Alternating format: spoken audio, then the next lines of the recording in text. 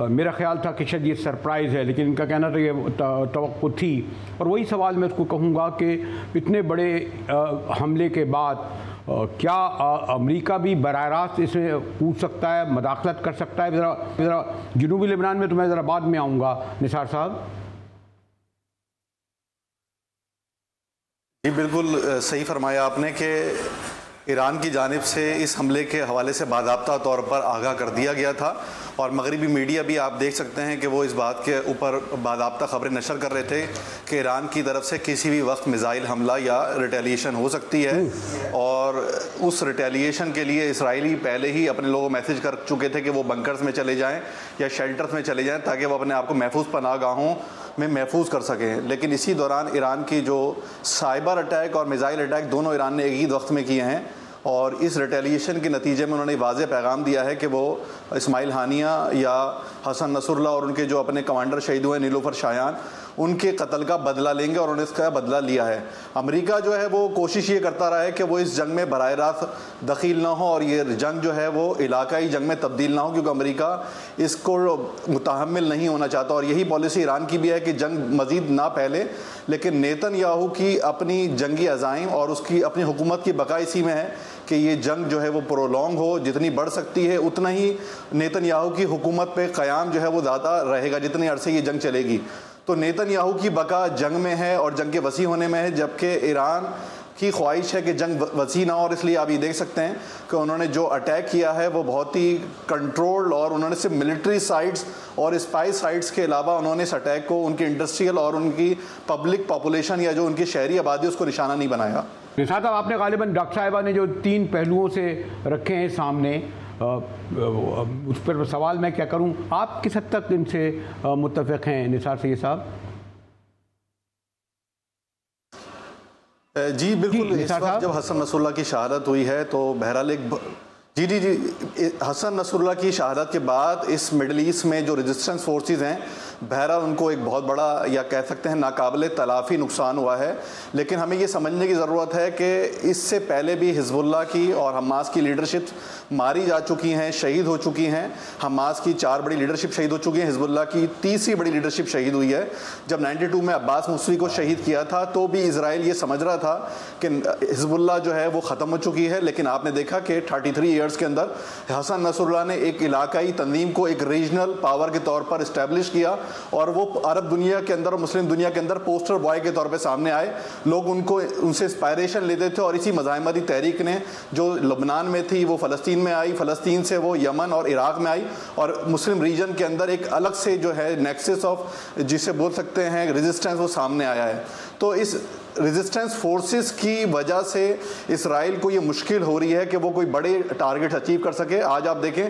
परसों भी इसराइल ने कोशिश करी थी जनूबी लबनान में घुसने की और आज भी उन्होंने अदीसा और यारोन और मरमान और रास के इलाकों से अपनी फोर्सेस जो है लैंड इन्वेजन की कोशिश करी है। तो इतलात ये हैं कि उनके 18 लोग मारे गए हैं इसराइली फोर्सेस के और मल्टीपल जो है उनके लोग ज़ख्मी हुए हैं। इसी तरीके से अगर ये जंग जो है अगर ये रीजन वाइज बढ़ती है और इलाकाई जंग के ऊपर तब्दील होती है तो ईरान को तो नुकसान होगा ही होगा, लेकिन जो यूरोप है जिसकी डिपेंडेंसी इस ऑयल के ऊपर है, जिसकी डिपेंडेंसी इस रीजन से ट्रेड के ऊपर है, वो शायद बड़े अरसे इस जंग को सर्वाइव नहीं कर सकता। ऑलरेडी यूक्रेन जंग ने और कोरोना ने दुनिया की इकोनॉमी को बुरी तरीके से जो है वो शेक इन किया हुआ है। तो दुनिया की इक़्तिसादी ताकतें, इक़्तिसादी क़ुव्वतें और ख़ास तौर पे मगरिब इस पोजीशन में ही नहीं है कि वो एक लंबी जंग को जो महीने 1.5 महीने चलती है उसको बर्दाश्त कर सके और मिडिल ईस्ट जो है वो इसराइल की ख्वाहिश के मुताबिक एक बड़ी जंग का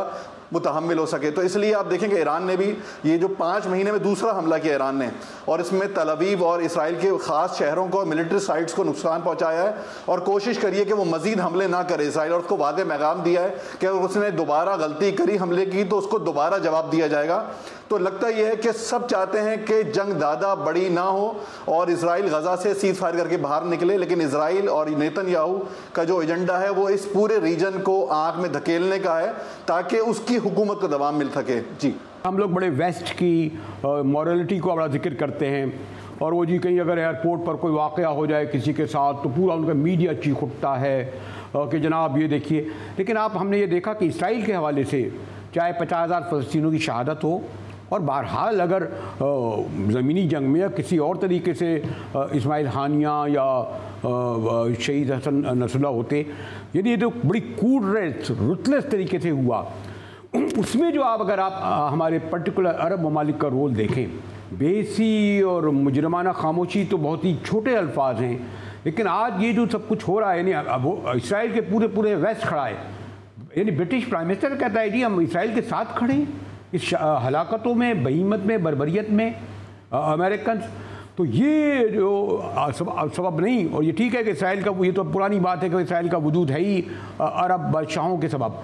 अब भी क्या, अगर वही जो मैंने आपसे सवाल किया, अगर ये जंग टूल पकड़े तो बहरहाल हमने अरब स्प्रिंग भी देखा है, पास्ट में इनको उठते हुए भी देखा है, तो मुमकिन नज़र आता है, क्योंकि यही एक ऐसा गालिबन चंद में से एक है कि जिसके सबब इसराइल और उनके हामियों पुष्पनाओं पे दबाव बढ़े और इस तरह जो एग्रेशन वो कर रहा है रुक सके। निसार साहब जी, 7 अक्टूबर के बाद जो फ़लस्तीन में और गज़ा में जो इसराइल ने कत्लेआम किया है मासूम लोगों का, उस पर हम देख सकते हैं कि मगरिब के अंदर तो अवामी बेदारी नज़र आई है, और मगरिब में मिलियंस के हिसाब से मिलियन मार्च हुए हैं, लोग निकले हैं और लोगों ने इस नेतन्याहू को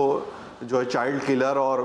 इंसानी का दुश्मन करार दिया है। लेकिन अफसोस ये कि अरब ममालिक बिलखुसूस और मुस्लिम ममालिक में इस तरह का रिएक्शन नहीं देखने आया और इस तरह की बेदारी देखने में नहीं आई है।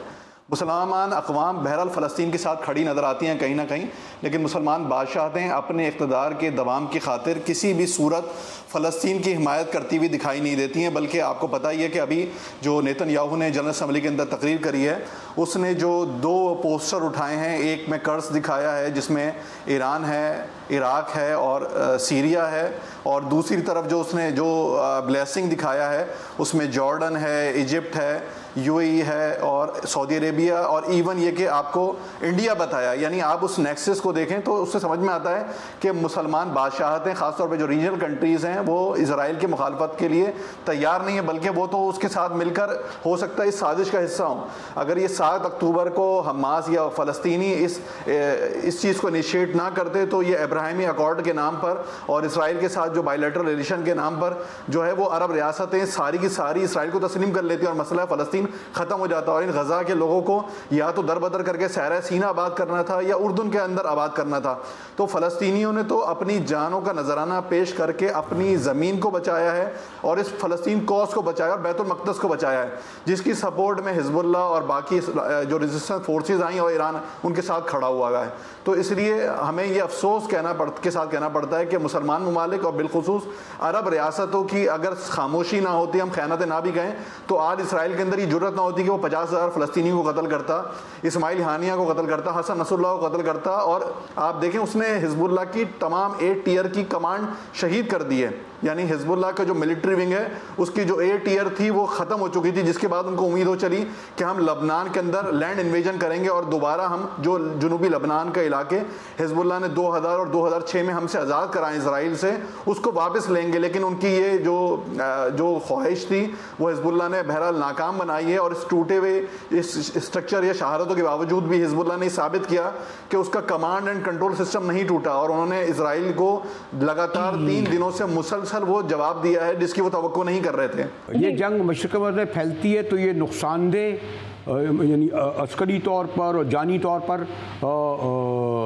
ख़ास तौर पर ईरान और उसके इत्तेहादी या जो फ़लस्तीन लड़ रहे हैं उनके लिए नुकसानदेह साबित होगा या ये जी बहुत ही स्पेसिफिक था। मुजाहिद साहब, ये एक तरफा नुकसान तो नहीं होगा, नुकसान तो